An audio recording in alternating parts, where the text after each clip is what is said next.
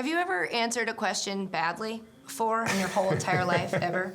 Ever once? I'm pretty positive for the most part, yeah. You've never said a dumb thing before? I've said some dumb stuff. You haven't? Yeah, well, you know, I feel like I've been lucky enough to be around people who edit. See, do a you're great doing job it. You're of doing editing. it right now. It's not me, man. It's the team. It's such a team effort.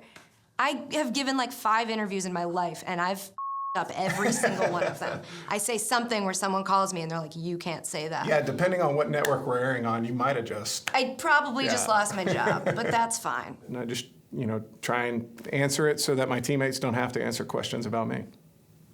We hate that.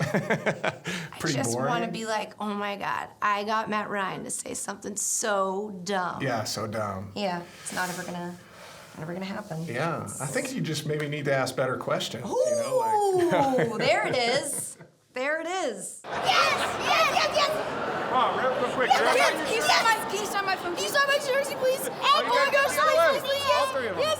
Oh my gosh! I'll do it for you. Oh, he's touching my phone! Meeting Matt Ryan is exciting. I've had the pleasure several times. Yes, There you go. thank you!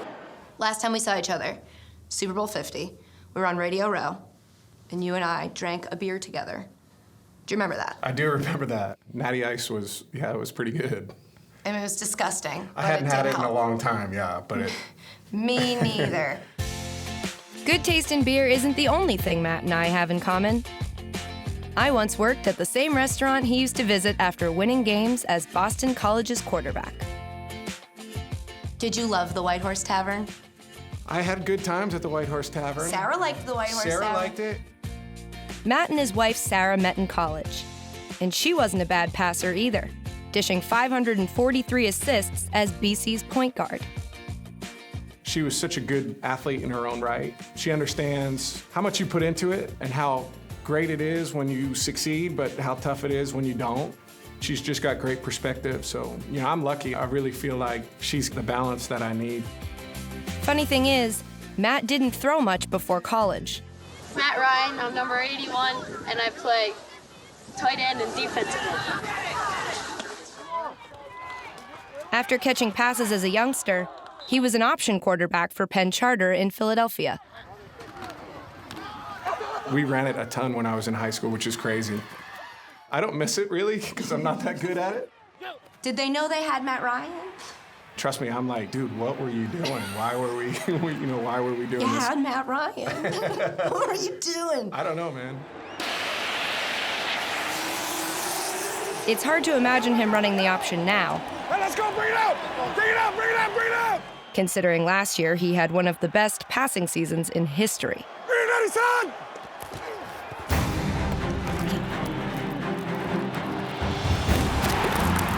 If you count the playoffs, he threw for nearly 6,000 yards,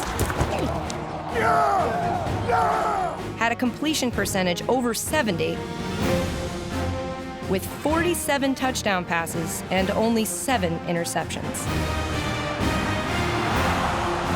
Boy, the MVP playing pretty good right now. Great catch on that dagger. I don't care if they cover it or not, I'm throwing it. And no quarterback in NFL history has ever thrown for more yards in his first 9 seasons. The excellence of the Atlanta Falcons is on display here for the football world to watch.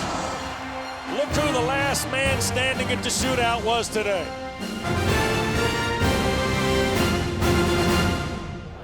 It's Matt Ryan. Hey, he doesn't have a headset on. It's Matt Ryan. The NFC Championship game when you scored a touchdown. Yeah. 10, 5, does he score? He does! And you spiked the ball afterwards. A 14-yard run!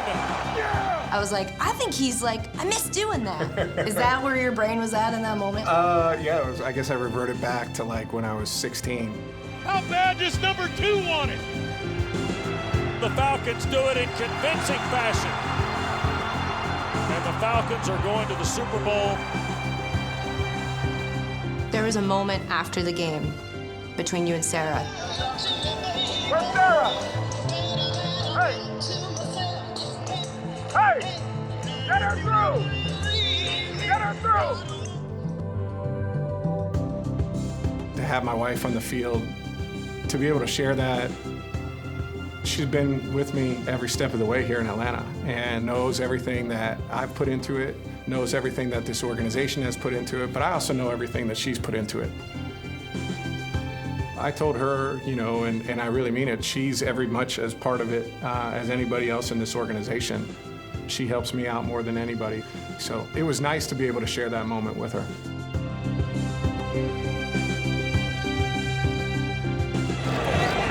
I'm so proud of you, Matt. You did it. You're going to the Super Bowl, Matt. You did it. You did it. I'm so happy. As a woman who has dated people, I'm not married, thank God, but when your significant other's team loses a big game, it's tough to deal with them. I cannot imagine what Sarah had to deal with or help you through. Sure. After the Super Bowl. Yeah, I mean, it was tough. The Falcons led 28-3, and New England storms back with 31 straight points to win Super Bowl 51 in overtime. A crushing defeat for Atlanta.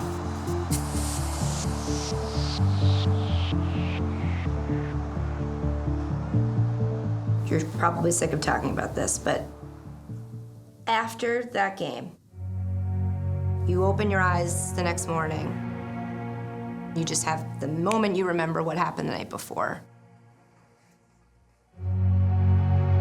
You wake up the next morning, I'm obviously pissed and disappointed and frustrated, angry, upset. I mean, all of those emotions. But Starbucks does a great job of like curing that the next morning, right? Like a big venti's pretty good. What did you get? Morning. Like a pumpkin spice? No. Okay. No.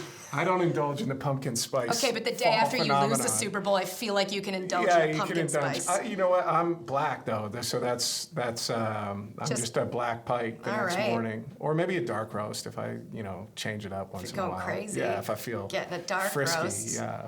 I'm so proud of you, man. You're the man, bro.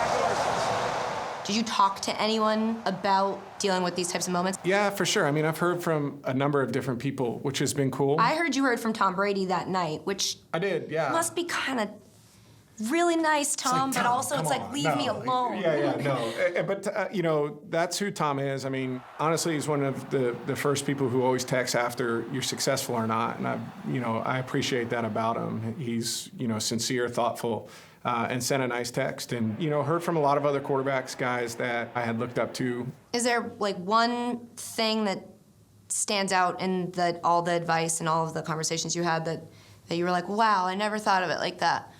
I don't know if it's one thing. I mean, I won't name the person who sent it, but somebody sent me something that it was like, life is a sandwich. Sometimes you just got to eat it. And it was funny and made me laugh at the time. And it's kind of true, right? Sometimes, bad stuff happens. You just got to deal with it. Larry Fitzgerald, after Super Bowl 43, said something really interesting. He said, it probably hurts more to lose than it feels good to win.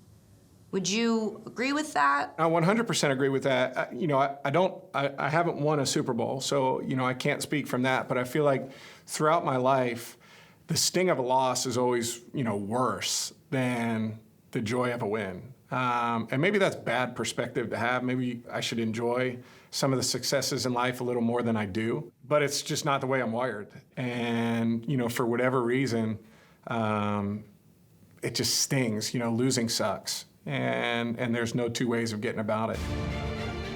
Looking forward, sure. Bouncing back from what happened, how do you do that? Yeah, easy to say, you just keep moving forward. Harder to do. Now go cut it loose and have some fun tonight, all right? Enjoy yourself, play together. Let's get this win. So far in 2017, Ryan and the Falcons again look like one of the best teams in the league. But they learned the hard way that getting off to a fast start isn't as important as finishing strong. It's during the moments where you don't come out on top that you learn the most.